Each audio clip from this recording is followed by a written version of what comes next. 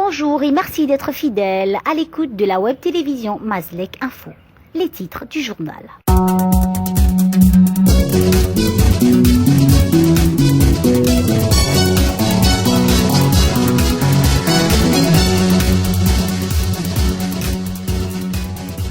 Le cocktail mortifère Covid, VIH, SIDA fait exploser le compteur d'essais chez les personnes porteurs de VIH, SIDA au Gabon qui tirent la sonnette d'alarme.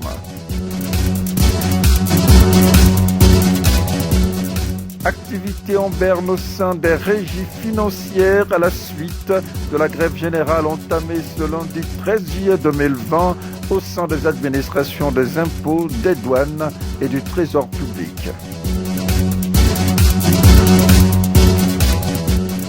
Non à une rentrée académique gadget dans l'ordre d'enseignement supérieur au Gabon.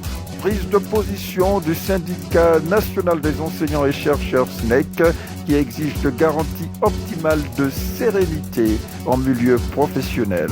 Voici pour la vitrine. La Grande Faucheuse fait de nombreuses victimes dans les rangs des personnes vivant avec le sida au Gabon, quasiment refoulées des structures hospitalières faute de pouvoir disposer de tests de négativité au Covid-19. Marc Ulrich Malekou Mamalekou. Le quotidien des personnes vivant avec le VIH-Sida au Gabon, davantage compliqué avec le difficile accès aux tests de négativité Covid qui leur ferme de fait l'accès à certaines structures hospitalières avec pour effets collatéraux une condamnation à vivre les complications sanitaires à domicile. Un tableau socio-sanitaire alarmant assorti de morts d'hommes, un choc difficilement vécu au sein de l'Association nationale des personnes vivant avec le VIH-Sida au Gabon qui compte à son compteur 4 morts en 6 jours. La détresse de sa présidente Nathalie Biken-Bidzan.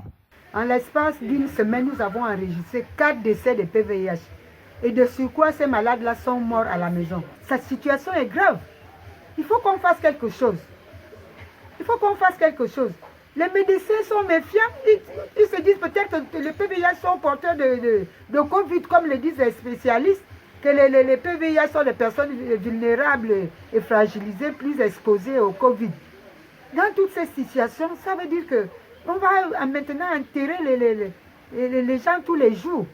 Il y a un relâchement de nos médecins des centres de traitement ambulatoire en ce qui concerne le VIH. Il y a un relâchement, je ne sais pas, c'est comme la peur les habite par rapport au Covid. Mais si c'est là le cas, maintenant, qu'on fasse les dépistages de Covid dans tous les CTA, c'est notre maison, c'est notre cuisine, c'est notre corps de garde. Là, nous tous, on va là-bas, on saura qui a été dépisté, Covid positif ou négatif. Et le reste de maladies, on va voir comment traiter ça. Impuissante face à cette menace d'hécatombe qui avance à pas de géant, l'Association nationale des personnes vivant avec le VIH-Sida au Gabon tire la sonnette d'alarme. On attend parce que les PVIH actuellement sont au nombre de 30 865 à Libreville. J'ai là la liste de 1095 PVIH. Il y a des co-infections, co-infectés dedans, les gens qui ont la tuberculose et le VIH. J'ai 1125. Nous avons déjà des supports. C'est le moment où jamais nous devons mener une activité communautaire pour cette personne-là, cette frange de population. Nous les connaissons déjà. Ils sont enregistrés, les quartiers, les numéros accès, s'ils doutent.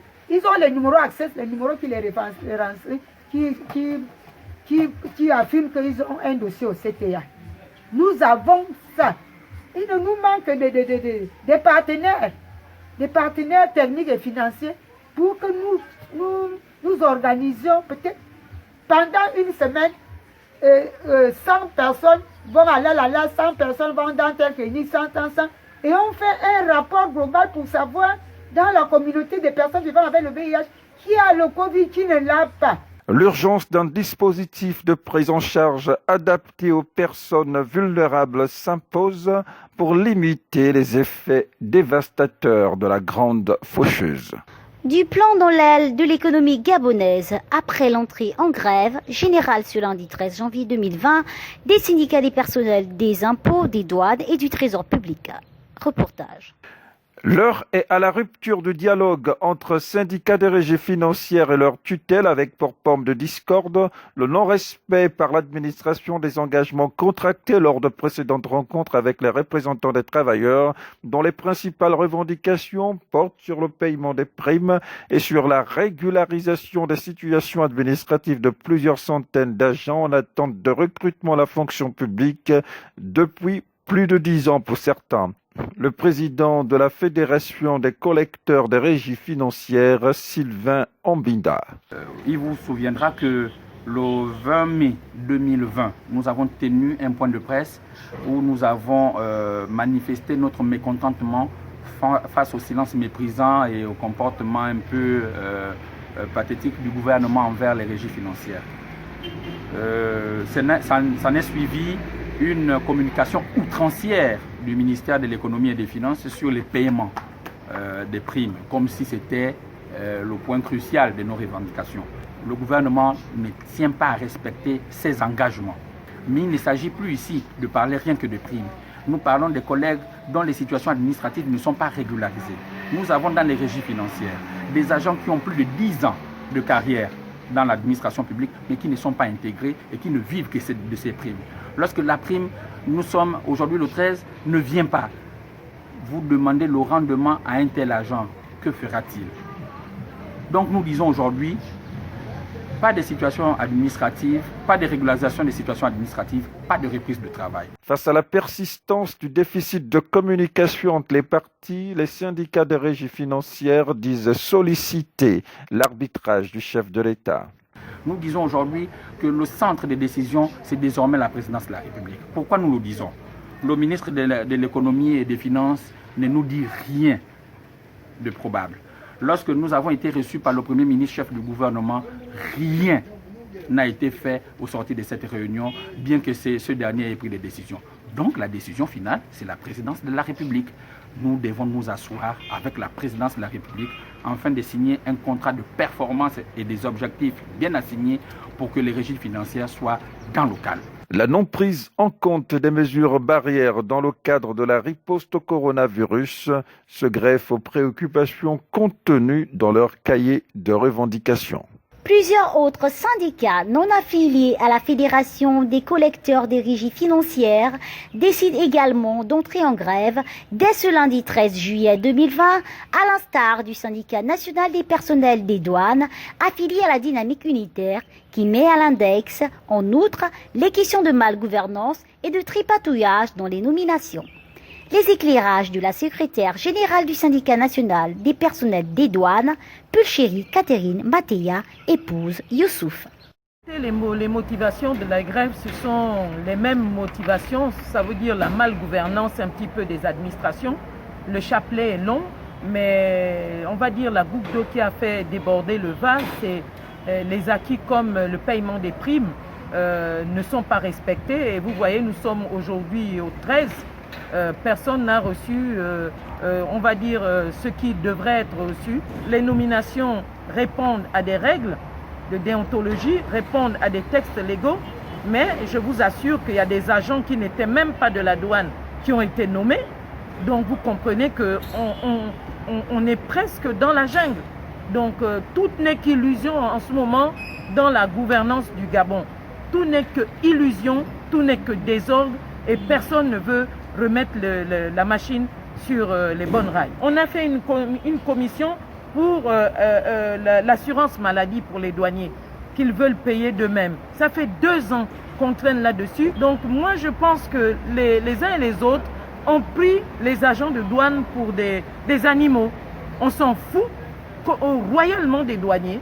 On n'en a rien à cirer. On ne veut pas régler leurs problèmes. Même quand on pense à la régularisation des situations administratives, on a l'impression que d'autres ne sont pas pris en compte pendant que ceux qui arrivent à peine sont pris en compte. Donc nous, en tant que partenaires sociaux, nous sommes contre les partis pris.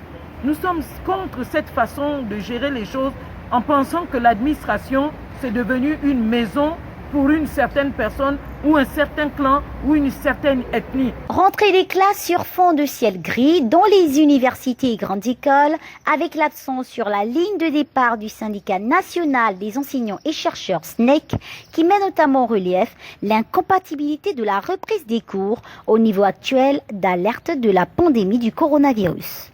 Marc Ulrich Malekou, Mamalekou. Les enseignants et chercheurs membres du SNEC actent leur absence des salles de classe et amphithéâtres à l'heure de la relance du calendrier académique au supérieur dans le cadre de l'après-Covid pour fustiger une somme de mesures de riposte au coronavirus qui pourraient constituer des boulets à la reprise des cours. Couvre-feu, test de dépistage obligatoire et limitation à 10 du taux maximum de personnes en cas de rassemblement se heurtent à la volonté des enseignants membres du SNEC de reprendre le chemin de l'école. La vice-présidente du syndicat national des enseignants et chercheurs SNEC, Nathalie Sima-Eyi. S'agissant de l'attestation de non-contamination, le SNEC demande la levée de cette mesure pour faciliter les déplacements des apprenants et des enseignants. Le couvre-feu est une entrave également à la reprise effective des cours, examens, corrections, etc. Les activités pédagogiques et de recherche dans les universités et grandes écoles vont au-delà de 20 heures. La formation continue destinée à certains professionnels se déroule généralement après les heures légales de travail, c'est-à-dire de 16h à 21h. C'est pourquoi le SNEC demande la levée du couvre-feu ou, dans le cas échéant, qu'il soit repoussé au-delà de minuit. À ces deux exigences s'ajoute le respect de l'arrêté numéro 0055. Cet arrêté oblige l'administration à mettre à disposition les gels hydroalcooliques, les thermoflash et les masques à l'entrée des salles de classe et le respect des gestes barrières et les distanciations physiques. Par ailleurs, le SNEC s'interroge sur l'effectivité d'une reprise des activités étant donné que l'arrêté interdisant les regroupements de plus de 10 personnes est toujours en vigueur. Le déclenchement à tout va, sans l'aval du rectorat de l'université Omar Bongo, d'enquête sur fond de harcèlement judiciaire à l'encontre d'enseignants associés à la gestion de ce temple du savoir, ne laisse pas indifférent le SNEC. Le SNEC encourage le respect du bien public, mais il condamne ce vice de procédure, une méthode d'un autre âge qui a un arrière-goût de règlement de compte. L'autonomie administrative et financière de l'UOB a été violée, car la procédure normale aurait voulu que le recteur de l'UOB demanda aux responsables administratifs, qui ne sont plus en poste, de ramener les véhicules. Et si ces véhicules ont été réformés, d'en apporter les justificatifs. En cas de non-exécution, c'est le recteur qui saisit soit les autorités de tutelle pour la conduite à tenir, soit la justice pour la récupération des véhicules chez les récalcitrants. Alors comment comprendre le déclenchement de cette action judiciaire sans que le recteur de l'UOB n'en soit l'initiateur et encore moins informé préalablement, tout comme le ministre de l'Enseignement supérieur? Le SNEC assimile cette attitude à un acte de banditisme à condamner et les desseins inavoués de ces commanditaires, dont certains sont tapis dans l'ombre, visent à humilier les enseignants-chercheurs et chercheurs et surtout à incarcérer le professeur Marc Liropivia. Le SNEC n'acceptera jamais qu'un enseignant-chercheur ou un chercheur, quel qu'il soit, puisse être victime d'une quelconque humiliation ou arrestation arbitraire, avant que sa culpabilité n'ait été établie par les juges au cours d'un procès juste et équitable. L'actualisation de son cahier de revendications en souffrance sur la table du gouvernement depuis des lustres n'est pas en reste. Dans un élan de tolérance zéro, le SNEC réitère ses exigences relatives à la régularisation des situations administratives des enseignants, au paiement des rappels et à l'arrimage des retraites au nouveau système de rémunération. Manifestation bruyante ce lundi 13 juillet 2020 devant le tribunal de Port-Gentil dans la capitale économique du Gabon. Des agents des sociétés Satram et EGCA en redressement juridique, des agents qui capitalisent plus de 17 mois son salaire. Une colère justifiée par leur incompréhension de la décision de la Cour d'appel de procéder au changement du syndic. Valed Moussadji, avec qui ils disent avoir travaillé en bonne intelligence dans le cadre du redressement juridique en cours.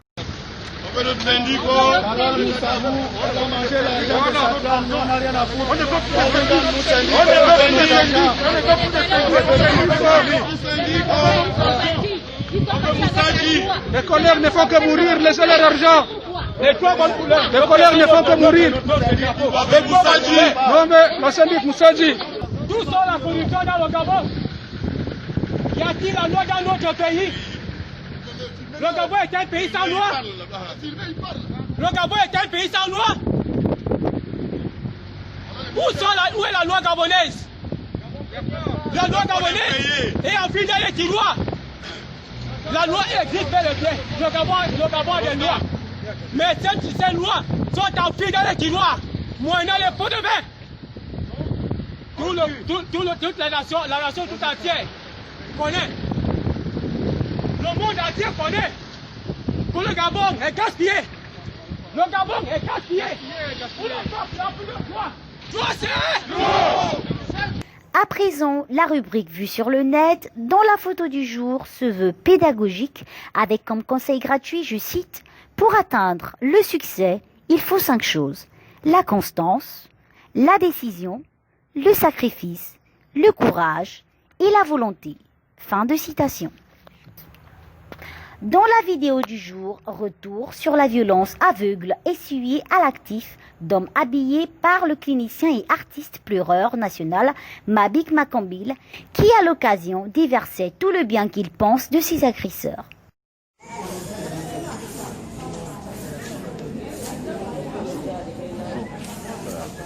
Alors, qu'est-ce qui s'est passé? Qu'est-ce qui s'est passé, Mabik? Bien. Alors, ce qui s'est passé, c'est que moi, le samedi, j'étais tranquillement à la maison avec mes neveux. C'est où ça? C'est à venez voir. On regardait les bombes lacrymogènes que les militaires lançaient partout au 5 là-bas. Donc nous on a eu peur, on est parti se cacher dans les maisons. Donc moi je suis sorti pour aller faire pipi, mais en retournant, quand j'ai dit à mon neveu que va verser l'eau là où j'ai fait pipi, c'est là où les militaires sortent de derrière la maison, les gendarmes quoi, ils sortent de derrière la maison et ils viennent ils commencent à nous bastonner. C'est là où je me suis présenté, j'ai dit je suis docteur, je suis psychologue clinicien, c'est moi Mabik Makambil le pleureur, je ne peux pas me permettre d'aller à un meeting ou un machin, je ne peux pas faire ça. Donc c'est là où le gars il a dit bon on n'a rien à foutre de toutes les références que tu es en train de nous présenter là.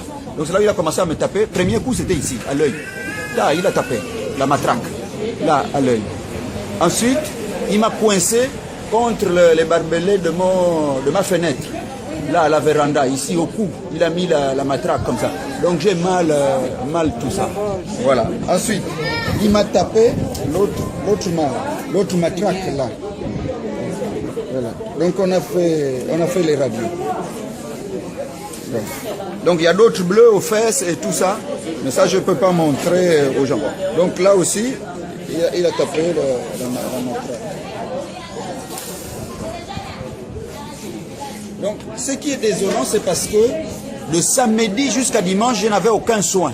Donc, j'étais dans un cajot, là, en bas, là, au camp Roux. Donc, aucun soin. Je n'avais même pas mangé. Donc, le pied ne se faisait que s'enfler. C'est hier que moi-même, je suis venu payer les soins avec mes soeurs et mes frères. Ils se sont cotisés. On a acheté tout ça, là, à la pharmacie, on a fait tout ça. Bon, maintenant, pour avoir le certificat médical, on me dit d'attendre jusqu'à samedi. Bon, ça, c'est rien. Mais, par contre, le policier, dès que j'ai dit que je m'appelais Mabik Makambil, il m'a dit que mon nom est fiché. Mon nom est fiché quelque part. Il avait les grenades, et il avait les... comment on appelle ça? Les bombes lacrymogènes. Voilà. Donc, il avait des balles réelles aussi, hein, parce qu'il avait le pistolet. Il avait les balles réelles. Il a montré ça même à ma soeur. Parce que bon, quand on nous a amenés, ma soeur est venue se mettre à genoux devant eux pour dire que comme vous avez tué mon frère, moi aussi tuez moi. On lui a dit que ma soeur, on n'est pas en train de blaguer, ne viens pas faire ton sketch là. Ne viens pas faire ton sketch. Voilà, on a les balles réelles. Et tout donc ça s'est passé samedi à quelle heure? Samedi vers 14h. Il pleuvait. Il y avait la pluie, il y avait la rosée là. Voilà. Et là, ils m'ont traîné sur les tessons de bouteilles jusqu'au petit marché. C'est là où on m'a embarqué dans le berlier comme un gibier, on m'a jeté là-bas. Tu vois pas que la blessure? Quand je suis parti descendre du berlier, parce que le pied là, je n'arrivais plus à mettre ça sur l'escalier. Donc ils m'ont poussé et je suis parti tomber sur le goudron. Peut-être nous donner la situation géographique de là où se trouve la maison où vous avez été agressé? Alors là, c'est à Venevoir. La Venevoir, c'est peut-être à 1 kilomètre de là où il y a Rio. Le Rio. Ouais. Peut-être ça peut faire 1 kilomètre. C'est aussitôt non loin de la voie principale. Ou donc, très loin de la voie principale. Très loin de la voie, très loin.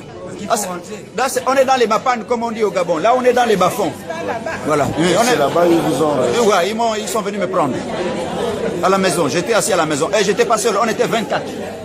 En cellule, on était 24. Parce qu'il y a d'autres qu'on a pris à la pairie, toujours loin de la route. Quoi. Et pourquoi vous libère-t-on alors de la cellule? Non, on me libère de la cellule d'Alger parce que j'ai été entendu par les gendarmes, j'ai été entendu par le procureur. C'est le procureur de la République qui m'a libéré, l'adjoint du procureur de la République, je ne connais pas son nom. C'est elle qui a dit que bon, mais il n'y a rien pour le monsieur, laissez-le partir, libérez-le. Puisque le dossier était vide, il n'y avait rien, parce que bon, moi je ne suis pas manifestant, et puis je n'aime pas la politique, je ne fais pas la politique. Je les ai insultés. Moi, je n'ai jamais demandé quoi que ce soit à un politicien. Moi, je suis docteur. Si on me donne mon véritable salaire, il n'y a pas de souci. Donc, ça là, il n'y a pas... non. Mais là, ils ont provoqué la personne qu'il ne fallait pas. Parce que moi, depuis que je suis rentré de France, moi, je ne parle pas. Je me plains de rien. On ne me donne rien, je ne me plains pas. Peut-être rappeler aux gens qui êtes-vous, je dis socialement, vous travaillez où? Moi, je suis docteur Mabika Kombila. J'ai fait mes études à Bordeaux 2. Ils peuvent aller vérifier. J'ai publié à l'Harmattan. Ils peuvent vérifier. C'est sur Internet. On ne cherche pas. Ça ne se cherche pas. Quand quelqu'un a fait les études quelque part, c'est écrit. Mes diplômes sont là. Il n'y a pas de souci. Donc je travaille. Je suis chef de service, là, au PNLS, au Programme national de lutte contre le sida. Tous les chiffres que vous entendez sur au Gabon, il y a le sida, ça sort de chez moi, de mon service, au PNLS. C'est moi qui travaille. Depuis 2003. Quelle est la suite que vous souhaitez donner à ce dossier? Non, la suite, c'est que je porte plainte, comme le procureur m'a suggéré. Je m'en fous, mais j'ai dit, là, même s'il m'enlève le salaire, moi je retourne à Moabi manger mes tubercules. Le reste, ça ne me regarde pas. Ça ne me regarde pas. C'est des conneries. Ça ne me regarde pas. C'est pas comme ça que vous allez emmerder les gens. Moi, je ne vous demande rien. C'est pas vous qui m'achetez le café. Je ne vous ai rien demandé. Vous voulez me casser le pied. Vous êtes comment? Moi, c'est Dieu qui me garde. Vous croyez que je suis là pour vos choses?